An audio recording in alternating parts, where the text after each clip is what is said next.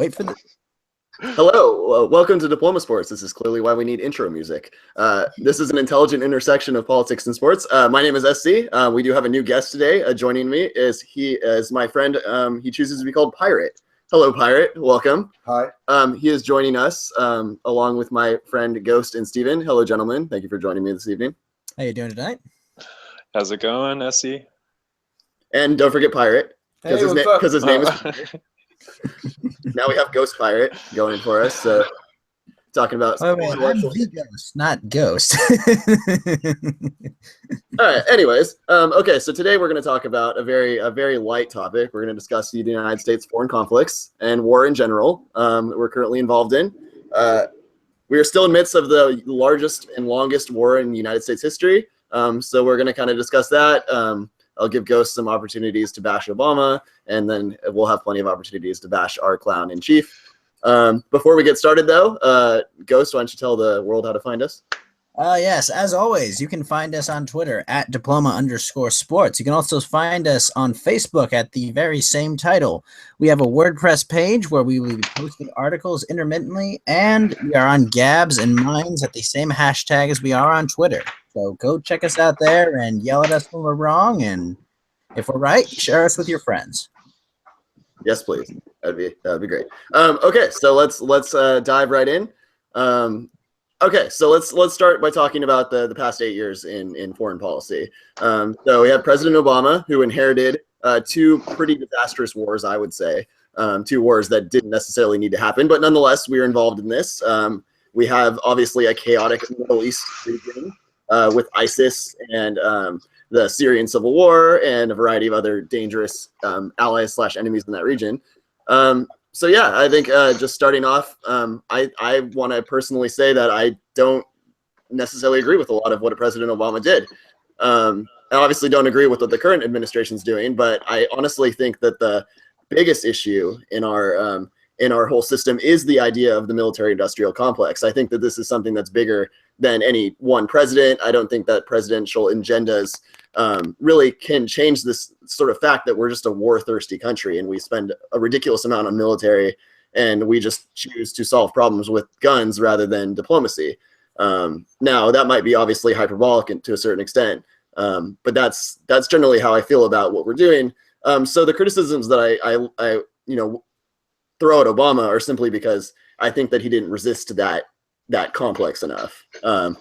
But Ghost, I'll let you go first. Why was President Obama disastrous for foreign policy? Because I already know you're going to say it. Well, I mean, he's the first president to ever have been at war his entire term. I mean, granted, I'm not going to deny that he did not inherit a difficult, trying situation. But yes, he did not actively get us to peace when he was given the opportunity. I believe his last year in office, he initiated 26,000, if I'm right, drone strikes on targets in foreign countries. And he was also the first president ever to extrajudicially kill a U.S. citizen on foreign soil. Now, granted, I believe that U.S. citizen was a fighter for the Islamic State, but that citizen is still afforded the rights of due process, and that was ignored by his indiscriminate use of the drone policy. But we're okay to deport immigrants when they don't deserve. They're not citizens. I just had to get that in. They're not citizens. There's a difference. They don't deserve due process. Just had to throw that in there real quick. Continue. Sorry, I didn't mean to interrupt. I just had to. No, it's fine. It's an important point. But I would not drone strike them, even though they don't have due process rights. All right. Well, before we dissect that more, okay. Let's focus on the idea of drone striking, because it's something that obviously Trump's going to do a bunch, and Obama did escalated a lot. Now, you could argue though that drone strikes are better than sending in ground troops. Certainly, if we're gonna do something more efficient, and it's also better than, say, cluster bombing someone. Right? You can argue that there's somewhat of a precision here, right? What about to some degree, though? I mean. Well, to go to Obama, and just because Obama didn't start the wars doesn't mean he had the power to escalate them. And he did start a lot of drone wars. And to me, one of the problems with drones in these regions is that, sure, you might have some terrorists in a household, in a neighborhood, but when every house is touching each other and they're all tiny, you drop a bomb, you can't just blow up a single house. You're going to blow up the neighbors. And that's been a critical problem of like, okay, so you're precision and you still, you're within a mile, but everything within that little area is going to be obliterated. Well, so the casualties of war skyrocket. Yeah, you have collateral damage. I mean, we all saw that video probably. Right. All right, and then what happens is that the president is able to declare an area. I forget what the technical term is.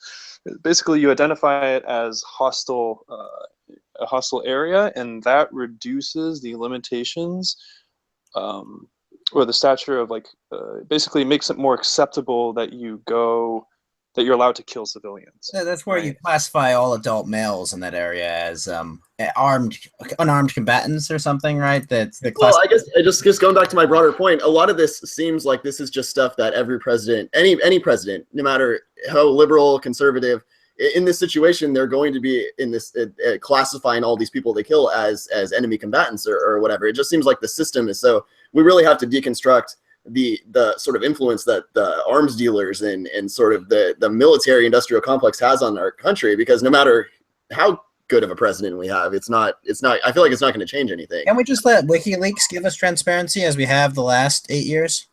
Yeah, but WikiLeaks is still kind of, I mean, their leader is. I'm fine with getting information as long as it's legitimate. It's not just WikiLeaks, but it's also Snowden. Snowden exposed what our government was looking for. Yeah, no, and should not be considered a traitor, as we did discuss. Snowden deserves a pardon, and it's one of the great shames of the Obama presidency that he did not pardon him. He pardoned. And also one of the great shames of the Trump presidency too. But he's got another 8 years to do that. He's got time. How do you feel about Obama pardoning Chelsea Manning? I felt like Chelsea Manning was the least deserving of the three he should have pardoned. But I'm not against it. I don't know enough about the Chelsea Manning case. Well, I mean, Manning was more directly linked to WikiLeaks, so I mean, in that sense, that's where Snowden took all the data and released it to a legitimate news source. You could argue that Chelsea Manning is less deserving because basically, there's a difference though between Assange and Chelsea Manning. Chelsea Manning was actually a military officer, if I'm not, or military. Yeah, that's true too. No, yeah, you're leaking. And Assange was a private citizen, who was facilitating the leak. Snowden was just a contractor for. The interesting thing, and I think it was Pod Save the World and Pod Save America that I was listening to the other day, but they were talking about this was Glenn Greenwald, and they were talking about it shouldn't matter who these people are. The matter should be that they're exposing some wrongdoing in the world, and that's what we should care about. And going off of that, how do you guys feel about it? I think Congress is thinking about the idea of making not only the leaker, when the leaker does something that's illegal, but the journalists who publish that information right now, they're protected, because that's news that needs to be shared. What they're saying is that if you're a journalist and you have classified information, you will also be prosecuted. Well, what if the leaker's public? Devin Nunes.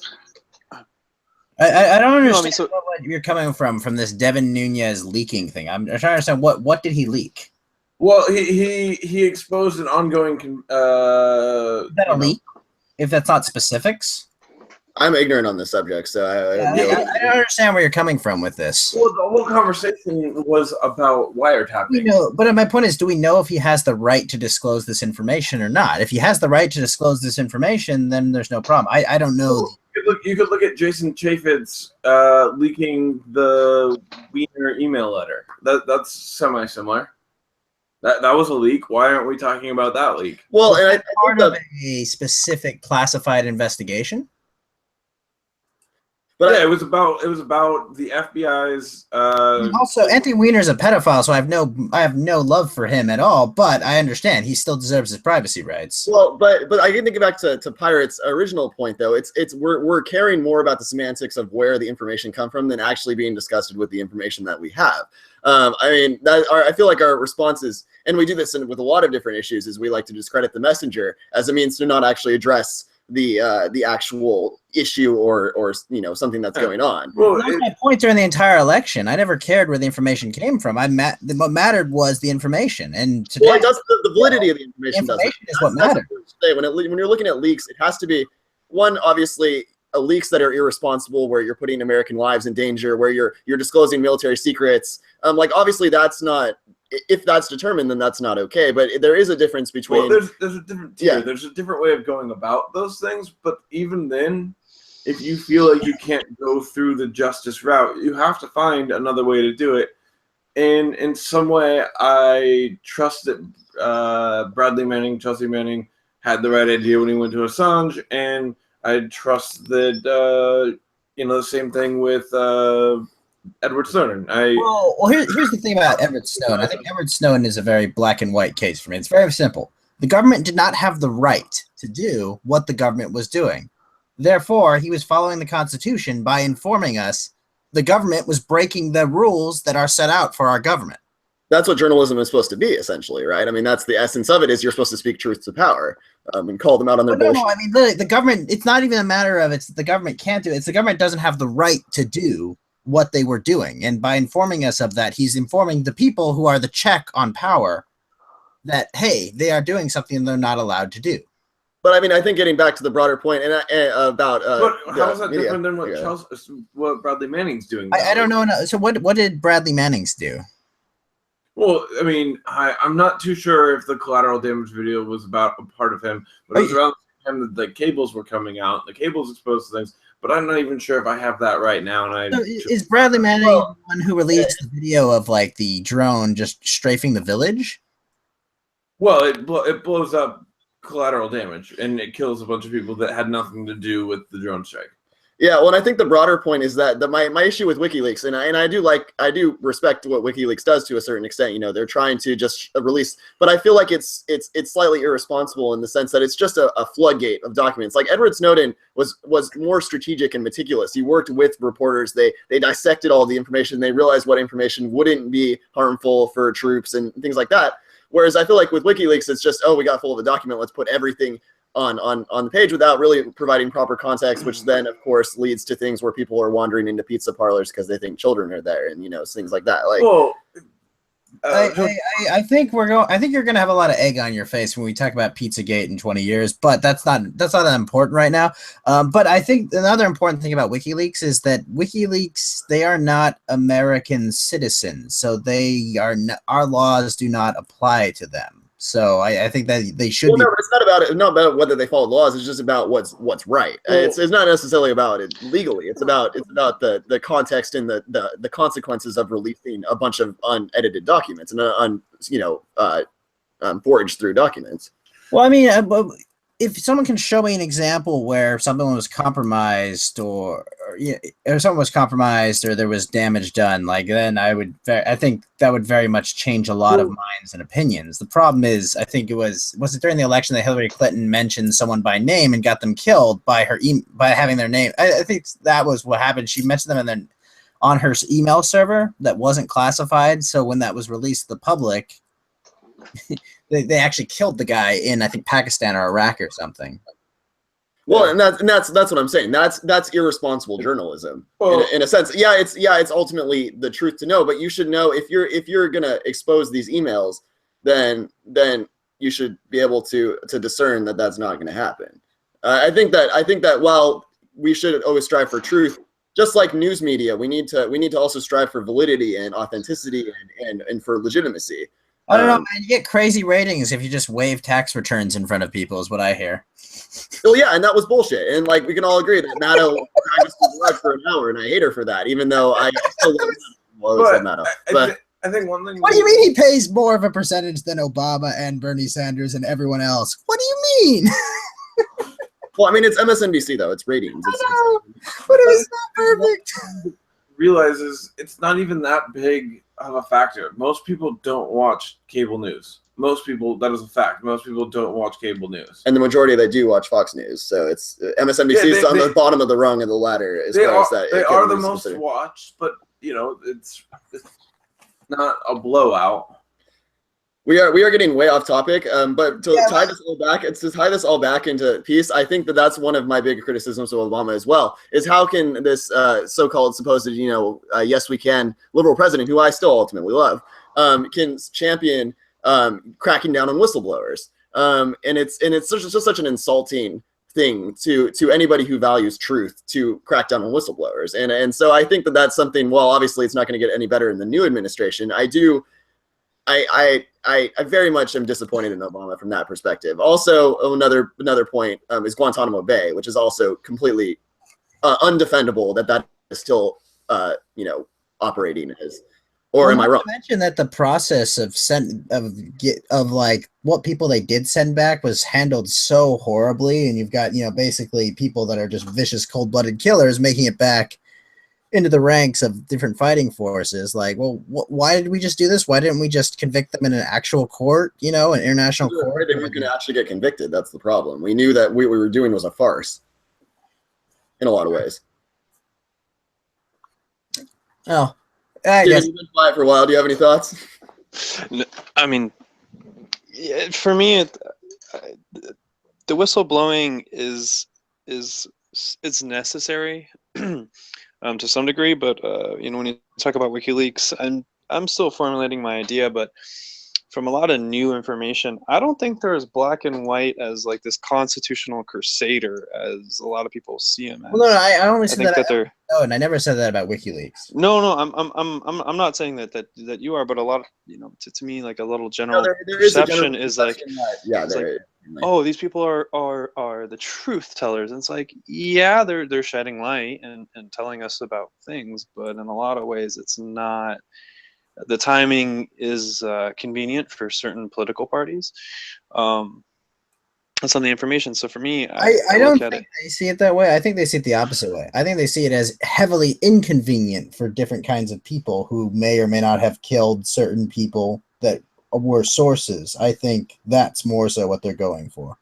Well, I think in another way, I think they're more antagonistic than protagonistic. Is what my point is. But what they're troll leakers. No, but I think in a weird way, not in this like alternative facts kind of thing, but like I think there's multiple solutions to multiple answers, and we all see one side as being completely wrong, and our side being always right, whatever that side may be, and we stick with it. With whatever will align to our view, we'll stick to that. Yeah, and that's what leads to war, is a stubbornness that you won't give in and be diplomatic. It's not. Yeah. It's even simpler than that, though, Kyle. War is just a government program right now. Right. That's what it is. Yeah, no, I mean, if it's always funny when people just cry socialism, but America has the largest socialist program in the entire world, and it's called the United States military. Oh, I said that in my talk points. I'm glad you brought that up, because that was one of my points I was going to make. But you know what? It's one of the best socialist programs I've ever seen. It's job training. It's led people to be employed. And all great technology like microwaves and going to Mars and, going to the moon, those things all happened because we had geniuses come together to solve this large problem of wars that we came into in the 30s and 40s and 50s. But I agree with that, but at the same time, don't you think there are better avenues than destroying other humans to advance the human race? I mean, on that notion, it's like, okay, who do we have to murder and abolish off, wipe off the face of the earth to get, technology to do anything, right?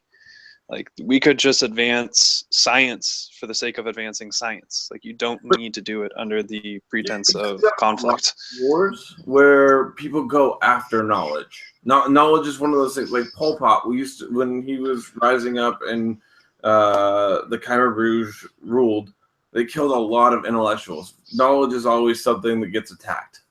Well, I think it's an interesting point about human nature in general, about how we react to conflict like that. I think it's an interesting thought, and I feel like it's a lot of wasted potential. I think, because I agree that we are a largely socialist country for the military industrial complex, And I feel like it's just such wasted potential. I mean, I think of all the things that we could do, all the numbers that show, we could pay for everybody's college, we could provide everybody's healthcare, we could do all of these things. And it seems like the opposite of conservatism. It seems the opposite of being a Republican to continually just spend ridiculous amounts of money for essentially government programs. Well, let me say something though about socialism when taken further. And much like Pol Pot when he killed all the intellectuals, socialism generally favors putting dissidents and essentially creative thinkers in society who don't want to be constrained by society's rules.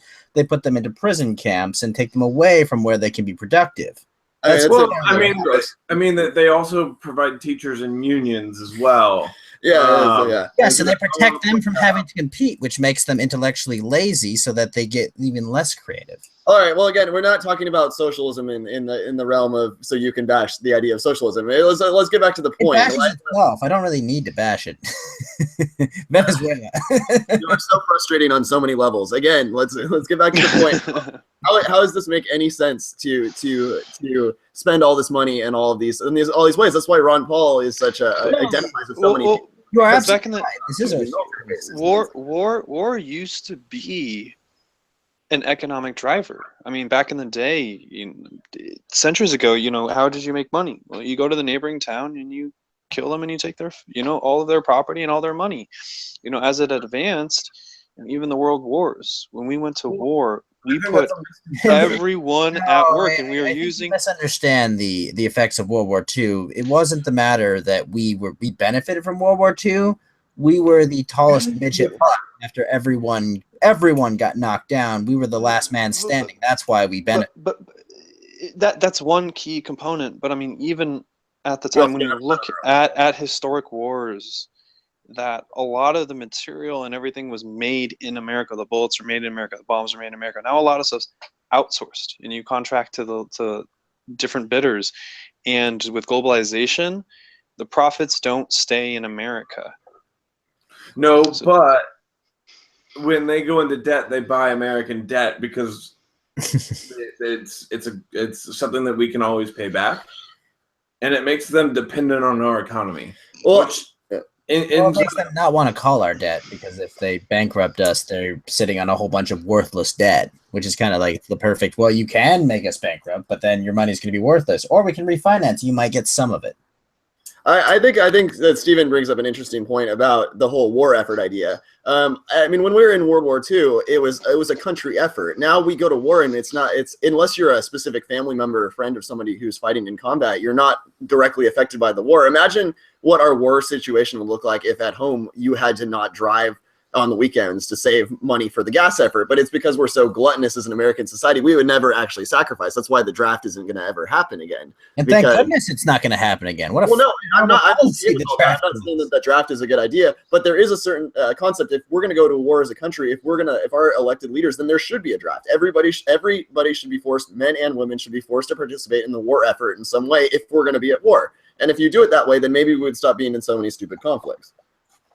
Well, I mean, I talked to you briefly about this earlier, and the idea of blowback. And the idea of blowback is always, I'm going to hit, so then they hit back, and it blows back to you always. And that's what every war is caused by. Every war was caused by the first time Adam and Eve fought. It's Romeo and Juliet personified. I mean, it's my family kills some. It's gang warfare personified. The Crips kill one of the Bloods kill one of the Crips, and it goes back and forth. And you never actually solve anything by killing each other, because there are always going to be people who are left behind that grow resentment. And that's why you have Israel and Palestine, and you have these issues, because there's just been it's been so much baggage for so many years. And China and Japan. And I think back to Pirate's point, I think the only way that you really actually address peace, or have you ever actually I'll expand on this issue on the idea of positive peace, but I think the only way that you truly get to that point is to become economic partners with people. That is true that a democracy has never gone to war with another democracy. If we have business relationships, we're never going to invade Germany ever again, no matter what they do, because we stand to gain from them economically. And that's the key to it. If we had economic ties with Iran that were beneficial for both sides and weren't contentious, there would be no reason to ever have contentious affairs with that country, even if they were completely ideologically opposed to us. We deal with Saudi Arabia every day because they provide us with economic gain. It's all about economics, really. And I'm sure Stephen will love that I just said that. Well, before we go Yeah. on this, I want to talk to you how you don't prevent war, and that's the Treaty of Versailles. That's how you make more war happen, is you sanitize war, and you make it easier for countries to get war, and you impose unrealistic economic burden on That was the world placing the blame on one country when the world should have looked more introspectively. I mean, that was. Well, what actually interestingly happened was the U.S. was very lenient with Germany, but France, who got, basically their country was just ravaged and torn by that war because most of that war was fought in France, said, no, screw you, Germany. We're going to give you the worst possible terms so that you're in just economic squalor. But think about that. The United States was able to gain in both World War II. We were attacked on Pearl Harbor, but we didn't have to fight any sort of. We didn't have Boston get destroyed by an invading country. We've never had. We had like submarines in our water. Oh, the Civil War. The Civil War, but that was doing it to ourselves. We were never invaded by the last time we were invaded by a foreign ally was us invading, us essentially invading the colonies. But we were also, of course, already here. So wasn't it War of 1812 or? But that was that fought on U.S. I guess that was fought on U.S. Yeah, right. But it's been a long time since we've ever had to worry about another country invading us. But your point, regardless of how recent it was, your point is still valid. That way. Your point is still valid. We don't have war on our soil, and thank goodness it's because we have quite a few rebellions, and even to this day, there's people that want to believe that they're free men or they're not a part of society. The Bundys and you have people that go into a government center on a bird refugee, and it's kind of an act of war, And the other thing is I think hacking, whether it's a country or not, is kind of an act of war. I mean, you can cause more damage by taking down a computer system than you can. Oh yeah, you can just ruin small companies. You could ruin anybody's company. Well, you can kill people if you hack into a power supply near a hospital. If their generators aren't working at full capacity, you can murder people. You can turn off lights, make people get into traffic accidents. There's all kinds of nonsense you can do. Yeah, but I think more broadly, like I think that going back to the point about us being safe, about us not being invaded, I think that we're really at more risk from things like gun violence and drunk driving, obviously air pollution, water pollution. If you look at places like Flint, well, here who can't drive safely. Well, no, but it's for a variety of reasons. I feel like us as a society are much more dangerous to us than, say, ISIS is. And I think while ISIS is obviously a brutal and horrible group and should be exterminated for the sake of the betterness of the planet, are we really making ourselves any safer by expanding all these resources to fight in a civil war in Syria that we can't win? Well, we should just back Assad and just take him with his warts and just say, look, you're a bad guy. We're going to keep you in check, but we're going to have you so we can control you. We should make him a puppet, if anything. Yeah, but again, it's like, but if your choice is ISIS or Assad, one of those is better. And unfortunately, it's Assad in this case. If you get a chance, you have to look up when Saddam Hussein took power in Iraq. There's a moment where they're voting. The parties are voting. And Saddam Hussein's party takes over. And then immediately after, they have a guy, I'm not sure who he is, I can't remember from the last time I watched the video, but he's the one that Saddam Hussein is replacing, and he accuses him of acting with some people that are in the room. And he starts naming these people. And for 4 minutes, they take out hundreds of these officials that have voted for and against Saddam to be president, and take them out to the courtyard. And then Saddam Hussein talks with the remaining few and says, if you'd like to remain in my government, you will help me shoot those dogs in the yard. It's crazy. How does that have anything to do with us? I mean, we don't have a choice. Yeah, it's not our business. That's the point about Assad too. You install this dictator and hope that things go well, but you don't realize what you've done is you've created something for people to hate America. Look at Iranians. I mean, most Iranians that love America, that live here. Well, then, so what's your answer? They got out. But I think Pirate's bringing up a good point when you talk about we don't talk about the end game at all. look at current day Syria. We say we want this person in power, but we don't actually envision what that looks like, But or can we even just have stop really the sending slightest weapons to idea. ISIS instead of trying to moderate rebels, i.e., ISIS or worse, the Al Nusra Front? Right, the only good rebels there are the Kurds. Why are we arming the opposition and making even more chaos and making people able to murder each other at an even greater rate? Arming Osama But we can't to fight the Soviets. Yeah, I mean, I agree. We're repeating history. Continually make so someone that continually makes the wrong move and continually does the same thing over and over again. But yeah, we still continue to inject. Like, that's my whole point. Is shouldn't we just counter losses? Eventually, a gambler is just going to walk away from the table. You can't just continually try to continually meddle in this region. We installed Saddam Hussein, and then that didn't work. Saddam Hussein, then it didn't work for us, so we took him out, and now we all of a sudden we have ISIS, and then it's like, okay, but they don't work out. And it's all this. It's all blowback theory, as you say. It's all just continually snowballs into just more chaos. It's just slapping each other back and forth.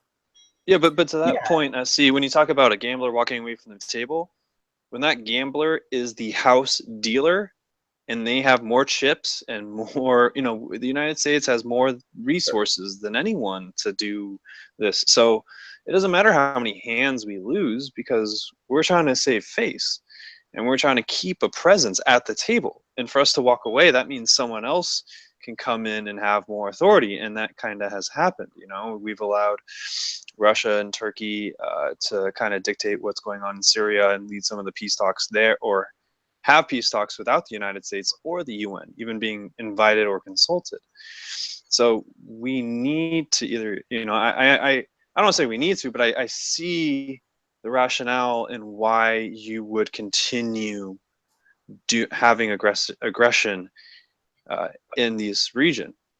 No, I get that. I guess my one pushback is to what end then? Where, yeah, like you said before, what is our end game? It seems like it's so. And again, as military professionals discussing how to fix the region, the Middle East is just something where, if you look at it, it's thousands of years of conflict, and it's just all been just billowing up and continually becoming more chaotic. It's no different than the rest of the world. It's just been around longer with people inhabiting it that lived close to each other and had different religions. Yeah, but I mean, so does the rest of the world. Invaded Europe a bunch of times. Yeah, centuries.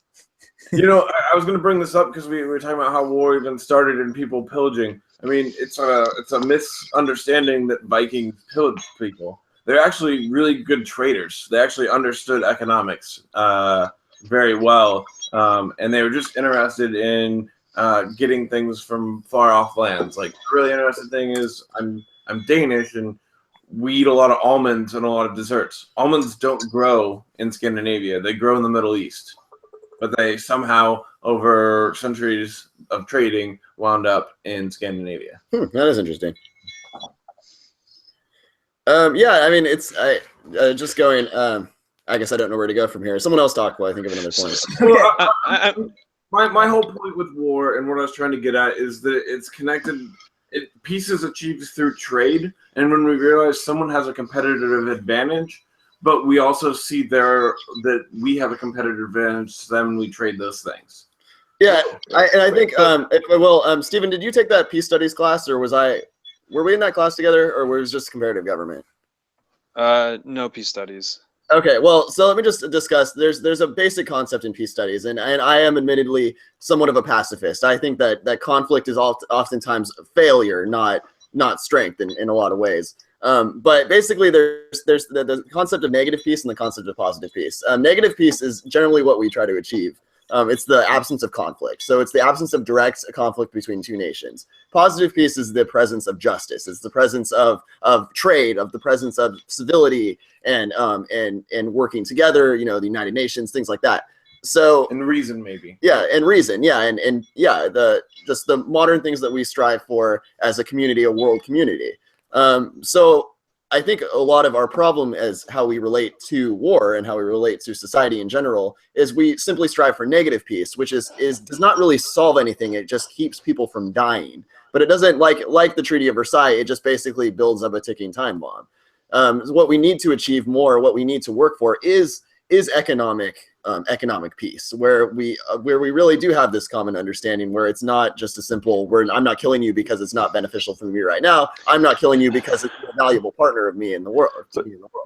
Well, there's a tough sell with that though, because it's like, oh well, it's one, economics is very complicated, and it's you have to really go into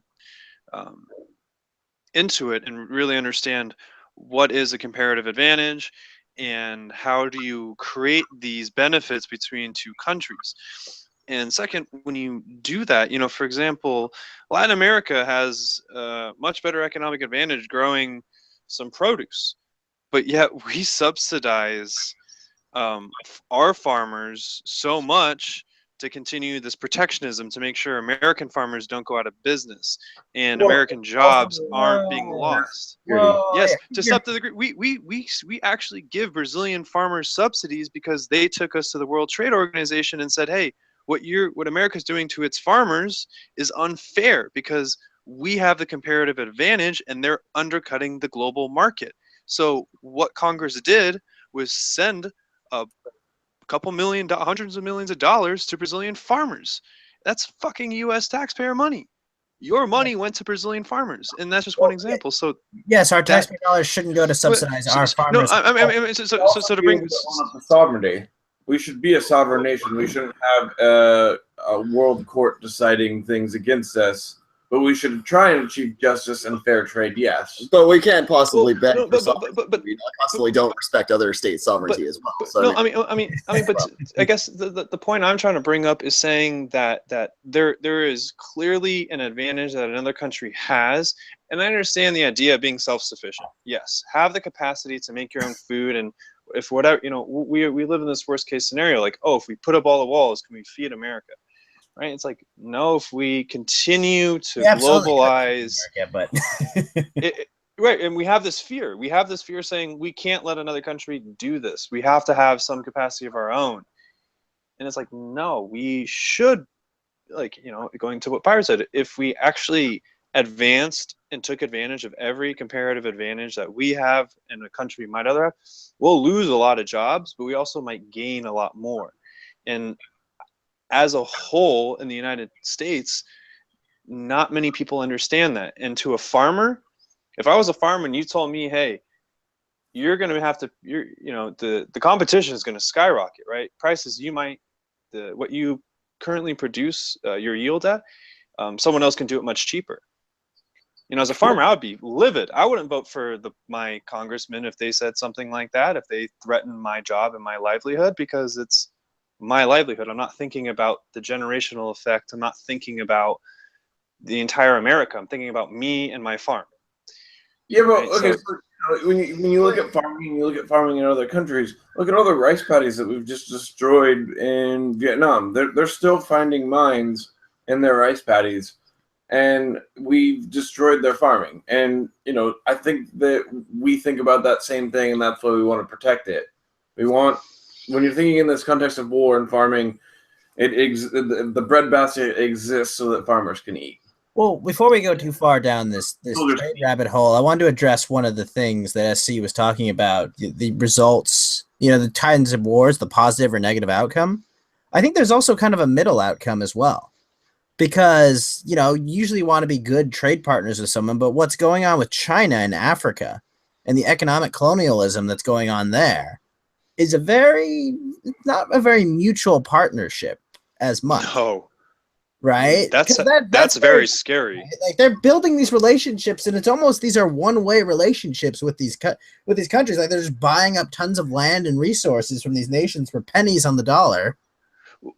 But is China not ultimately making a play to try to replace us as the world hegemon, essentially using it? For people who don't know, hegemon is the global leader. It's a word that people use.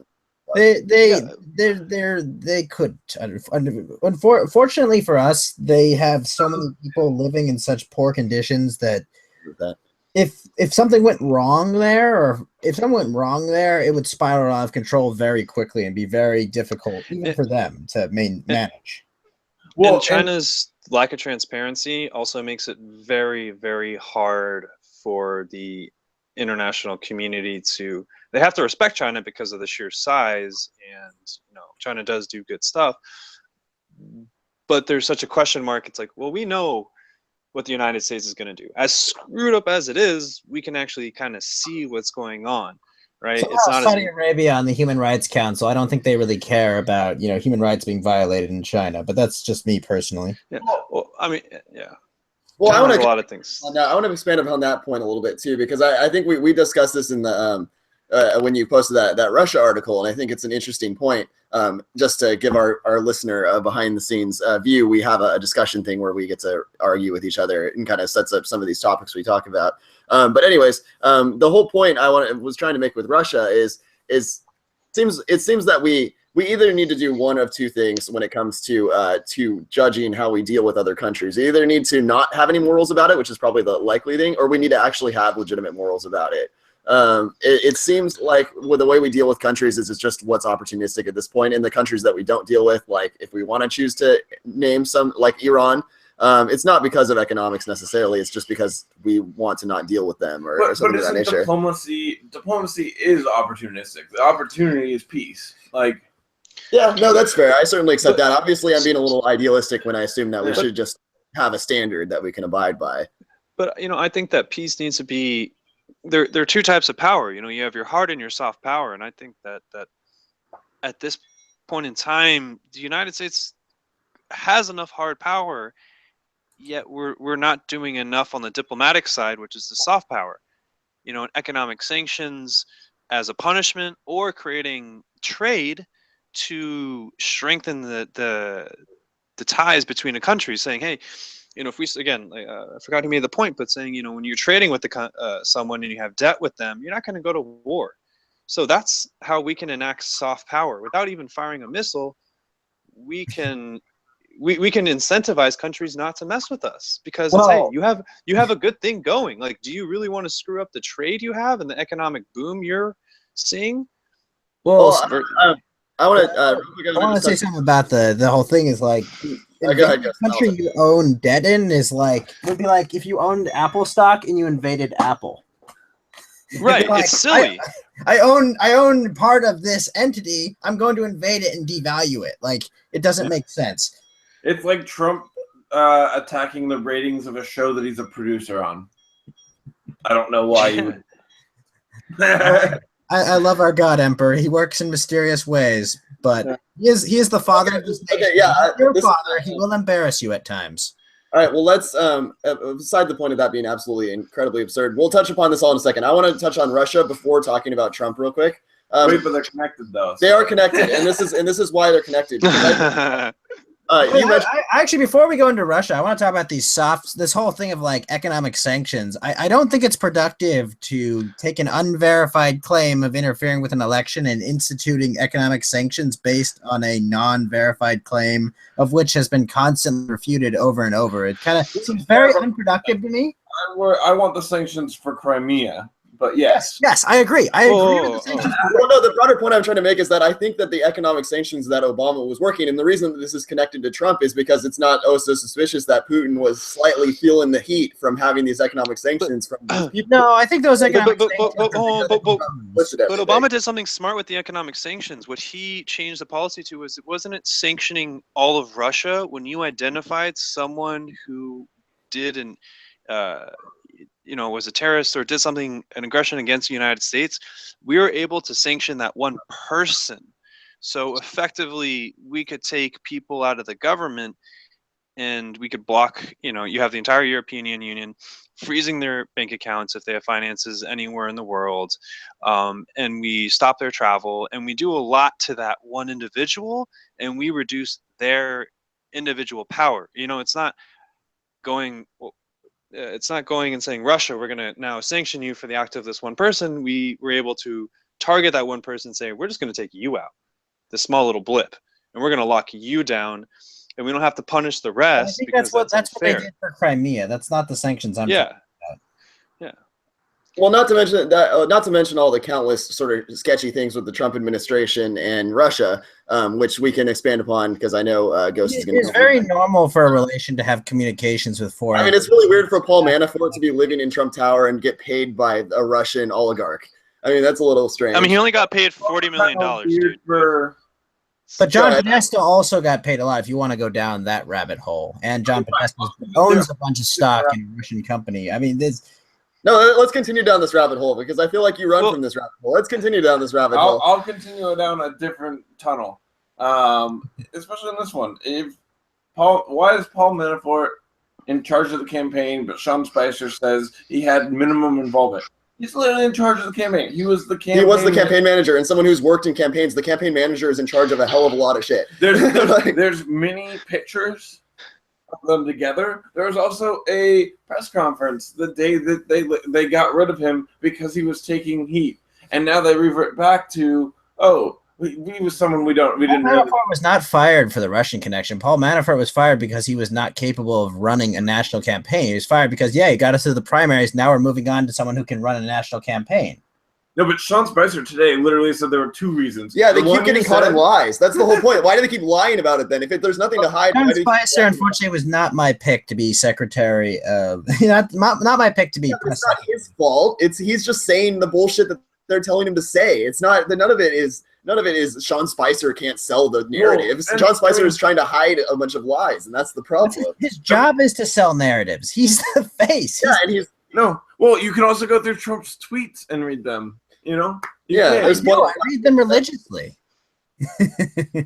Yeah. Well, so anyways, I track it religiously. Yeah, it does. Yeah, and we'll have to eventually put that up on our site when we have it. But anyways, okay, so let's transition to Trump now because we probably should wrap this up in about 20 minutes. So let's finish the final bit. Oh, and I'm also going to talk about Colin Kaepernick, but we'll get that in later. So first, let's talk about something less controversial. Colin Kaepernick.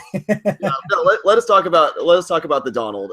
One point I want to make real quick, and then you can yell at me, Ghost, is that I think that how he handled the Angela Merkel meeting was absolutely how he's handled every. Well, I mean, he did shake her hand. I wouldn't have shook her hand. Can he? No, he didn't shake her hand. That's the whole point. Pictures of him shaking her hand at that very meeting. Not one who asked for it. It's on film. It's the most awkward thing in the world. Have you seen Angela Merkel when she was handed a German flag? How disgusted she looked at her own country's flag. It's hilarious. That was like how Trump. Besides the point, we're missing the point. The point is that Trump hasn't had a successful meeting with a foreign leader yet, other than Russia. Whoa! His meeting with Shinzo Abe went very well. Did you see that's the Japanese guy, right? Yeah. Did you guys see his look on his face after that handshake? That did not go well. He just that's your subjective interpretation of that meeting. I think it went very well. The video. I'm just watching the video that everybody else. What out of that meeting went well? Not that I'm disagreeing with you, but I'm just curious to know out of your viewpoint. Well, you're the one making the claim that the meeting went poorly. The assumption. I'm just asking. What did you find successful out of that meeting? Like just because Trump didn't insult him? No. Or I'm asking. No, they made progress. They made progress on talking about trade. Okay. Yeah, but then talking with Japan and then talking to China, that's a really touchy subject, and I doubt that he's really raking them back in any regard to that. It seems like North Korea is getting more hostile. It seems like these conflicts are escalating at a much quicker rate because of Trump, not necessarily because of him, but in spite of him. And he claimed to be this person that's going to be this strong, law and order president, and the world's just getting more chaotic. And it might not be directly law and order. Our laws only apply at our borders. I mean, I don't get what law and order has to do with foreign policy. Well, it's law and order. We're the big bad. That's what I'm saying. Like, law and order only applies to our borders. That has nothing to do with foreign policy. All right, well, fine. But let me say some things about Angela Merkel, because she is one of the worst leaders. I think she's the worst leader that Germany has seen since Rudolf Hitler, to be honest with you. Why? Her handling of the migrant crisis is atrocious. Okay, let everyone in, and then, oh no, I might lose my re-election, so let's start instituting some, some things like, oh, we're gonna actually pass some like integration laws that are basically like banning religious dress and things like that. And it's just like, oh wow, really? Now you're just pandering to the people that you're losing to AFD, and just gosh, she's a terrible politician who has no concept for how societies intermingle and how people relate. There's essentially a growing Turkish state within Germany. Like, she has no idea how to govern, and if Germany was sane, she would be gone. But Germany is just stupid. Germany is an insane country. If you want to take part in a democracy, you have to pander. You have to pander to everyone, not just the people that voted for you. Trump runs a country that I live in. I didn't vote for him. I voted for Gary Johnson, but he's still my president. You were a fool, my friend. What? You were a fool. Hey, it's better than voting for Trump. I think when we look back at this, I voted for Gary Johnson in 2012. People who voted for I Trump. got to know Gary Johnson. Gary Johnson is insane. He's stupid. Oh, He's not even a libertarian. That's the worst part. He doesn't have any libertarian principles. Why are you trying to take charge? He's just a red Democrat. But why are you trying to take charge? Why can't he be able to believe what he wants? Because libertarians, in order to govern, need to win at the state and local levels. So being the governor of New Mexico isn't winning at the state level. That's a governor. He has more government experience than Trump did, to be fair. And I actually prefer my brain surgeon. They need to start challenging Democrats for seats. They need to start challenging Republicans for seats. That's how you get libertarian policy. This is the way the Trump supporters get us way off topic. Let's discuss again why Trump is a disaster for foreign policy. And I think that there's a explain to me why Angela Merkel is a good leader.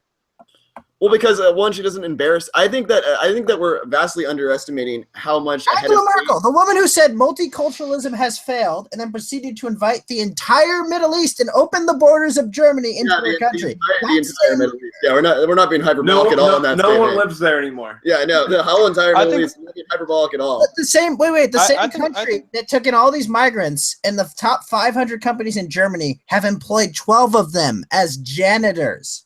That's how many of them were employable. But again, we're getting off topic. She's still the leader of Germany. Child marriage is now legal in several European countries. It's called just a basic decorum of decency. Is it basic decency to legalize child marriage in your country? I mean, this all comes from Trump having a small dick, but that's a whole other discussion. Wait. Is it basic decency to start legalizing child marriage in your country? No, but that's again you're jumping away from the point. Let's talk about the orange in chief. We're talking about America. I don't care. Angela Merkel's a terrible leader. I would have spit on her if I was there. Oh God. Yeah. Well, what would you do if someone spit on Trump? Well, I'm sure people have. No world leader would spit on Trump as much as they find him distasteful. That's the whole point. It's that there's a certain level of decorum. There's a decency. There's a way that you talk. Well, I wasn't assuming I was a world leader in that scenario. I was assuming I was just a world leader. No, Trump is a world leader. Yes, Trump is a world leader, and I think him snuffing her when she offered a handshake is an appropriate thing to do, because she has a very, very different view of the world that I think is very dangerous for the world. And I think by not legitimizing her with a handshake, he was making a statement, which I agree with. I mean, the other thing you really have to ask yourself when looking at America, we've now elected a pop culture icon to be president, and then you really have to. Reagan. What? Like Ronald Reagan. Ronald Reagan was governor of California. Yes, he was a governor, but he was a pop culture. He was a subpar actor and the governor of California. Ronald Reagan is never known for his acting. He was just an actor. But he's still an actor. I mean, and we can go into semantics, but all I'm getting at is you have to look at America as being a populous country somewhat. And I think when you really think about it, I've really seen how little the president actually matters. I watch a president constantly mess up, and not much has really changed. Really. Joy to my heart by saying the presidency doesn't matter. Thank you. Well, I think there are other cultural exports of America that do way more. I think he can do much worse than he can do much good. I think I agree with that, because obviously with your hands on the nuclear missiles, you can do things that are disastrous. And that's the whole point. He can Trump could be impeached in 2 years and have alienated us from half of our allies to the point where we cannot recover from it. Well, I think the State Department has a huge role to play in foreign policy, And right now, Well, they're just they're very essentially responsible for the rise of communism in the 50s and 60s. You know, they had a very strong influence in fucking up China and the world and causing millions of people to be sent to death camps. So I don't really care about the State Department. All right. Well, let's. I mean, you can't look at the past and then say, "Oh, this department doesn't exist." Yeah, they screwed up in the They past. exist. Wait. I mean, but there have been bad presidents. You can't just say, "Oh, the presidency doesn't matter," because one president fucked up. Like what? Yeah. That doesn't make makes no sense. So yeah, in the pre-taping, Stephen, you said you wanted to discuss Rex Tillerson. So what are your thoughts? What do you want to with this? My whole point is that the State Department is supposed to, or has the obligation. If you look at who has been in the State Department, John Kerry, what was it? Clinton, Condoleezza Rice, and Colin Powell. Like the predecessors to Rex Tillerson were phenomenal diplomats. They constantly went out. They have, you can critique them, but they went out. Libya. You're gonna tell me that's a good diplomat? Libya? Again, just goes to you're nitpicking. Listen. What they did was the Russian reset and put out thing. They were another voice besides the administration, and they helped dictate what foreign policy should be. I'm not saying it's all perfect. That's not the point. I'm saying that they are another balancing act to the administration. And right now, Rex Tillerson doesn't go out to the media. He's not from that culture. And so he's staying silent. And in that, the State Department is essentially ineffective. They don't even have I forgot what was their deputy secretary or another, like basically the right hand person hasn't been appointed. A lot of how that why that is. We can talk about the Senate what's happening in Congress and what the Democrats are doing to potentially block votes or hearings. But Rex Tillerson, in his role, he blatantly admitted he didn't want the role. His wife told him to take it.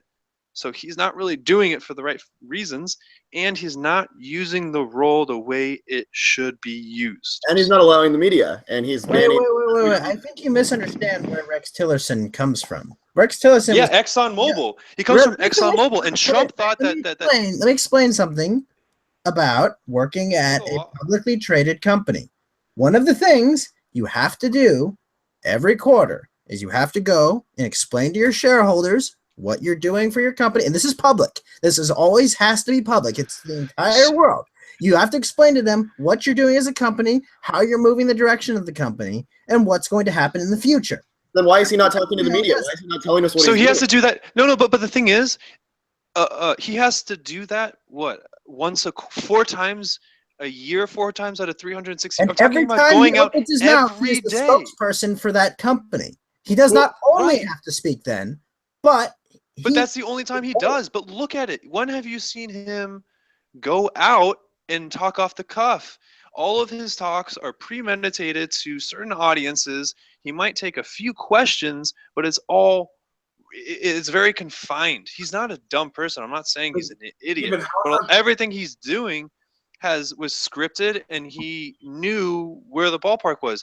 I'm talking about going out every single day and talking to people, calling our allies, and constantly having conversations, allowing the media in to potentially reassure them that whatever Trump says the media or tweets about in on his conversations. Because they're the outlet to share the news. What does that add for us?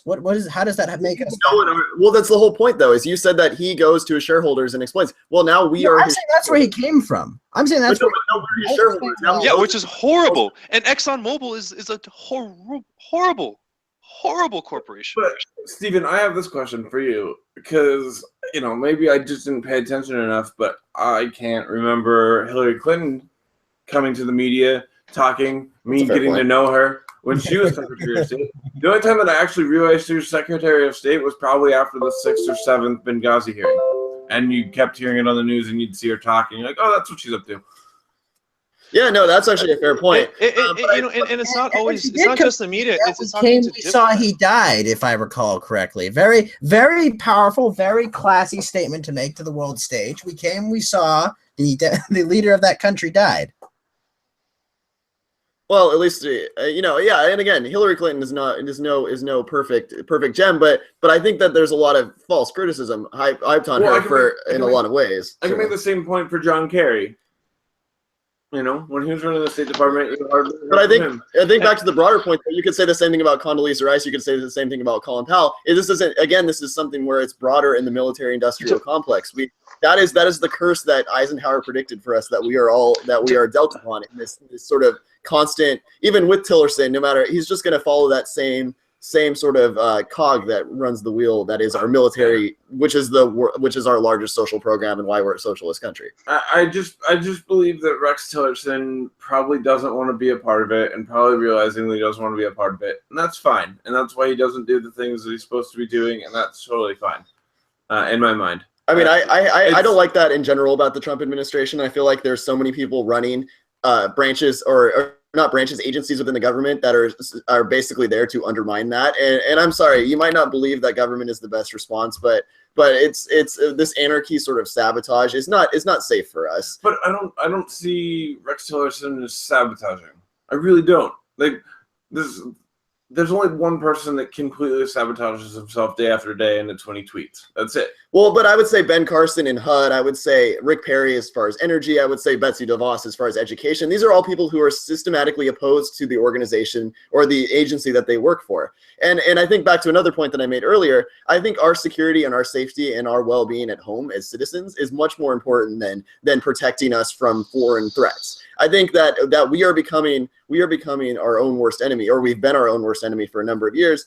And the only way to really make us safer as a society is to not have people in these agencies that are just going to ruin these agencies. We need people who are properly educated. We need people who have clean water. We need all of these things. The EPA shouldn't be run by someone who denies climate change.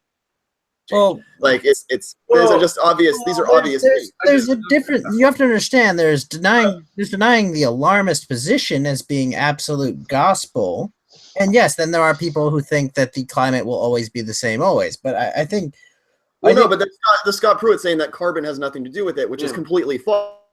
This is the thing. You don't have to believe in climate change to realize why we have environmental protections. Oh, yeah, certainly. Completely. It has nothing to do with it. We're talking about pollution. But even if you save the environment, then climate change ruins it all, anyways. I mean, can you really? Can you? I mean, I think that's a fair point because I on the surface agree. But when we have more carbon in the atmosphere, plant yields are higher because they have more food to eat, and therefore we can feed people more cheaply, and therefore food costs go down around the world, and life gets better. And humans thrive better. Yeah, I don't think that's scientifically accurate. No, not really. So, I mean, something might happen if you've created GMOs that can adapt, but really there's like a threshold where it's like recharging a battery. There's only so many times you can recharge a rechargeable battery, and every time you're reducing its use. That goes if you're planting crops in the field. It's why crop rotation exists. It's why the Farm Bill and having crop rotation is probably one of the best things about the Farm Bill is that we don't create dust bowls. Dust bowls existed. We had them in the 1930s. Well, and I think it had nothing to do with climate change. We are getting. I think more broadly, just to reel us back in, and we should probably conclude pretty soon. But reeling us back in, I think I guess again addressing the broader point that we need to be worried about fixing our roads and our gang problems and our sort of violence against minorities and LGBT community. These are issues that make us safer. We need to address gun violence. These are things that we actually need to work on. Gun violence has been decreasing for decades. It hasn't. It has been going down year after year. Not as far. That just fundamentally can't be true. But anyways, I don't have the numbers in front of me, so let's not dwell on it. The point is firearm homicides pretty quickly. The point is that we are less likely to be killed by a Muslim extremist in another country than we are by some crazy guy here who's in isolation because we don't properly fund mental health treatments and we don't quite understand a lot of these mental illnesses and we don't properly treat them and we don't put them in situations that help them grow, and we end up creating these isolated people who end up becoming loose cannons who end up shooting up their office and stuff. That's the real. I'm more worried about someone coming into my office because they're mad and they had a bad day. I'm worried about beard bullying. Beard bullying is the worst thing in this country. Well, no, but but isn't that actually true? Like, not even joking aside, like I'm much more worried about someone shooting up a mall because they got fired and because they didn't have they lost their savings than I am about ISIS. I just not like ISIS. Obviously, if I'm in the Middle East, I'm concerned, and I'm concerned about the refugees that are there. I'm concerned about the people in that country. ISIS is a horrible, barbaric, terrible, evil entity in this world, but that doesn't mean that getting rid of them is going to make us any safer. So I don't know. I guess let's talk about that point, and then we'll kind of conclude. Well, I think actually you're wrong on that, and I think it's because of the fact that ISIS has such an effective propaganda arm that they are selling their, horrible barbaric. Haven't they been losing membership for those? Really, they're not expanding anymore. They're not gaining members at the rate that they were. We're essentially winning the war, the culture war with them. Well, yes, but what I'm saying was the fact that they got to a caliphate in two war-torn countries, the point that they even had, meant that they had a strong recruiting and propaganda arm, and I think they absorbed Al-Qaeda in their region and a couple other things. But I'm saying they had a very effective propaganda arm. So when they are gone and that propaganda arm is destroyed as well, if that doesn't just move to a new organization, we are safer because. Why wouldn't that just move into another organization? How would that happen though? How many terrorists do we have to kill before there's not a terrorist to step up to take the mantle? I mean, it's not like we can kill them all, right? Well, terrorism is an ideology. I can't. To do it, you would have to do something unspeakable. You would have to you'd probably just have to do what we did in Fallujah to the entire countries. You'd probably. Well, I think it would. I think if you can't feed your family, and if you see the West is being imperialistic, and a lot of the reasons that you can't feed your families because of the colonialism and the sins of the past, I mean, it doesn't take a lot for rational people to become extremists. Exactly. Well, and to that point, I think that's actually happening with some of the consequences we're doing. For example, when Trump had the Yemen raid and the Navy SEAL soldier died, we retaliated with drone strikes, and the community around that area was essentially wiped out. And the folks who remained in that region now feel that was because they killed Americans. So they they have this bitter taste towards America. We're not setting a good feeling about it. Reporter. But you're assuming that Yemen isn't going to be overthrown by Houthi rebels that will institute whatever their hardline Islamist government is. But it doesn't matter. It doesn't matter if the government changes. That doesn't matter because these are the outskirts people, and in the outskirts, like my whole point is just because the government is saying, oh, we're democratic, doesn't mean that people in the country don't become terrorists and start silos and do bad shit. There's arguments that you can't sustain a democracy based on general IQ in a region, but that's a discussion for another day. But what I want to talk about is there could be another reason that ISIS recruitment is decreasing, and I think it's actually very clear. It's very clear about what's going on in Europe. So people who don't have options, right? They can't feed their families. They would, of course they become extremists, right? They become extremists because not only do they get food, they can actually enjoy their lives, but now there's another option. There's a third rail. Instead of starving or joining ISIS, you can flee to Europe where the welfare states in Europe will sustain you, where they'll apologize for you doing horrible things to their native population. They'll beg for you to come. They'll hold up signs. They'll hand you food, water, and cell phones. They'll do all these things for you. There's a third way for them, and I think that's why ISIS's recruitment is really decreasing. Yeah, right, but because look what happens. Look how easy it is.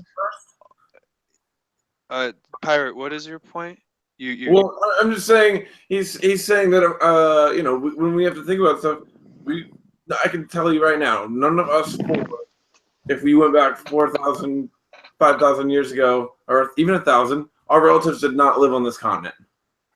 Hundreds. Yeah, that's true. Maybe I would give my oldest relative. You don't know that. I could be 1/16 Cherokee. I'm not, but I could come up with some bullshit.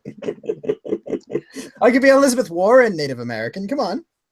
No, you could. I just took a guess. I know what you mean. I get the point you're trying to make. Yeah, I'm just saying you're using that point. And that's kind of what I'm doing the whole time.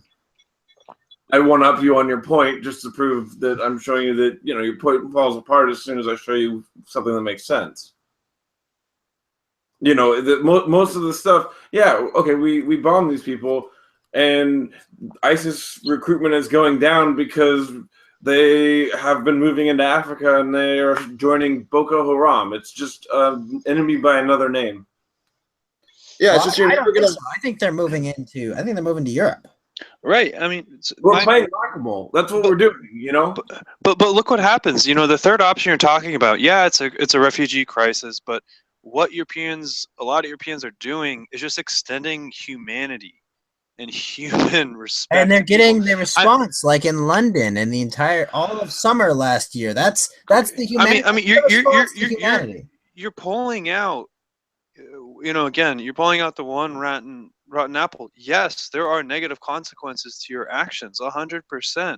But look, there was I could very not testify to few someone. outbreaks versus how many people have done a terrorist act in Europe versus how many people would have joined Wait. ISIS? Let me explain.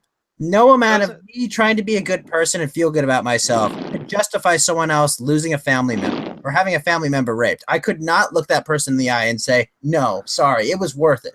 Yeah, but that's what leadership That's is. not okay. Leadership is making hard decisions. No. But are you also going to let that's not a moral choice. Thousands of people? Is it a moral choice to let hundreds of thousands? You have a moral obligation to your own citizen before other citizens. Wait. There are more options to helping people than inviting them into your home. No, he's talking about the only option. Look, but the whole point is there is always, like everything, there's always a middle ground. There's always a balance to it. Just like how we respond to the refugee crisis, if you have extensive vetting, which we do, then you can be compassionate and at the same time be safe. And cherry picking most terrorists in this country, specifically, Europe is a different situation, and as I always say, Europe is a very different situation. But if you look at the United States, we aren't attacked by foreign people who are born in foreign soil. Most of the people were radicalized here in the United States because of poor economic situations or because they were isolated. Terror attack ever. Well, the other thing that's interesting is there's refugees that aren't coming from Syria, and they've been coming over the borders for a lot of things that we've been doing for a long time in South America. You know, when you want to connect the Middle East to Latin America, the only name that comes to mind is Ollie North. We literally took money and guns from Iran and gave them to the Contras, and we continue to not so much fighting this drug war, which continually fuels these cartels and these and then we fight a war, and then these people have to deal with these cartels, so they come over here, and then we say, and then we turn them away and don't give them due process, even though you said earlier that everybody's allowed due process. No, I never said that. I said American citizens are. I mean, you did specifically say that, but then you kind of backtracked. I said American citizens are guaranteed by our Constitution due process. Even if they're what you would maybe call an anchor baby, because technically they are a citizen according to our Constitution. Yes, those people, the anchor babies, do have due process. Their parents do not. All right. Well, anyways, we should probably wrap things up because we're over an hour and 15, and people won't listen this long. Let's go around. Wait, you want to say something about Colin Kaepernick? No, I'm going to do it my final thing though. I'll end with my little Colin Kaepernick hot take. So I'll let you guys finish, and then we'll finish. Yeah, my simple point though is, I don't think I think there are better ways to help people in the Middle East who are suffering than inviting them into your home. I think you can make safe places for them to live there. I think you can mobilize international forces to create safe zones. I think that is a more humane way and a less shocking way for these people to rebuild their lives and rebuild their societies than plopping them down in the middle of a country with a completely different climate, languages they don't speak, with societies they don't understand, and with cultures that they tried to destroy just 600 years prior. But what if they're gay and we send them back to one of these countries that doesn't like gay people? Or what if they're Christian? You have to we can't put these ethnic minorities back with these dictators that want to kill them. Well, that's why if I were to have a refugee program, those atheists, gay people, and Christians would be at the top of my list from Middle Eastern countries. What about Kurds? Kurds, are they really that unsafe? Yes. Getting fucked by Turkey and they're getting fucked by Turkey wants to abolish the Kurds as much as Israel wants to abolish Pakistan. They just run back and forth between not getting bombed by one country one day. But there's such an effective anti-ISIS force. Do we really want to get rid of our stock of troops that actually fight them instead of Turkey, which just funds ISIS by buying their oil? Yeah, well, I mean, that's what we used to say about Al-Qaeda and it fighting the Soviets. But have we royally screwed the Kurds yet, is the question. Probably, but yeah. In which case, with every group in there, we just sell our out. Like we arm it's a very everyone. delicate fight. Like we only fund people if they fight ISIS, not each other. Like we'll stop funding them. but can't we just use the Kurds as leverage against Turkey? Just say, look, you either help us deal with ISIS, or we're going to help the Kurds achieve sovereignty. No, that doesn't really work. That's kind of like what Putin's trying to say about I'm liberating these Crimeans inside of Ukraine. Yeah, but the Kurds have been there for centuries. The Russians in Crimea were there because they killed a bunch of native Crimeans and replaced them with Russians. Oh, okay. Again, we were trying to do concluding statements and finish this. My apologies. My point is create safe zones there. My end point that I will say within war is it's vastly unnecessary in this day and age. I think that we've witnessed a lot of things to come out of war. It has given us democracy. I was talking with Nick, and I think one of the greatest things, and we were talking about George Washington, is not only was he our first president, but then he gave up the power. We've probably never seen that in human history, really. Yeah, and I don't know if we'll ever see it again, to be perfectly frank. I mean, when does somebody willingly give up power that isn't voted out of office, or just like, and not impeached or something of that nature, just symbolically or anything of that nature? I mean, obviously it doesn't work in the constructs to keep the power. He was the first person to run an independence movement and the people loved him. He could have been their king. He could have been our king. We would have eventually just cycled down the same cycle. Again, very off topic, but I do agree with the point. And I'm glad you brought it up. That's my main point. Is I think war, while it has done good things in the past, I think it's vastly outdated today. All right, interesting point. Stephen, go ahead with any sort of final remarks you want to make. We didn't talk about a lot. Yeah, I think that the United States should really start flexing its soft power to the fullest extent in either economic sanctions or trade agreements, and building up economies and starting to intertwine our and through trade. So that's my one point about the power. And second off, to me, the scariest war is less of the physical and more of cyber. To me, one person with a laptop or a group of people with a laptop can be more destructive and more influential, as alleged in our election. I won't make a claim, but cyber warfare will be what we need to focus in on.